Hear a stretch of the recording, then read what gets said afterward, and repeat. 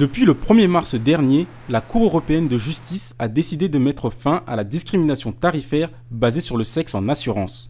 Pour l'automobile, il va falloir que les assureurs revoient leur tarification qui éventuellement était basée sur les hommes et les femmes après le 31/12/2012, et notamment sur les jeunes conducteurs, il va falloir qu'ils revoient leurs critères de tarification pour supprimer le critère du genre et du sexe. L'arrêt, donc, dit test achat du 1er mars 2011, ce qu'il faut comprendre, c'est que désormais, les discriminations entre hommes et femmes ne pourront plus être effectuées. Et donc la segmentation sur la base du critère du sexe ne pourra plus être effectuée à partir du 21 décembre 2012.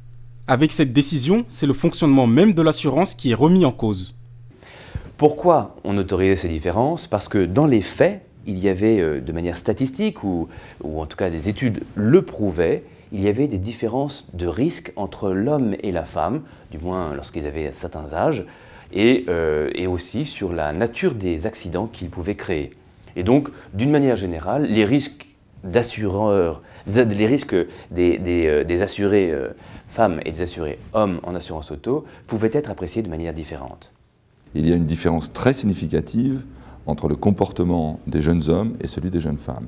En clair, la conduite des jeunes hommes est plus accidentogène statistiquement, et cela est prouvé depuis très longtemps, il y a des statistiques claires qui le démontrent, que le comportement des jeunes femmes. À partir du 31 décembre 2012, les assureurs ne pourront donc plus appliquer des cotisations différentes en fonction du sexe de l'assuré. Cette décision aura sans doute pour conséquence l'augmentation du prix des assurances, notamment chez les jeunes conductrices.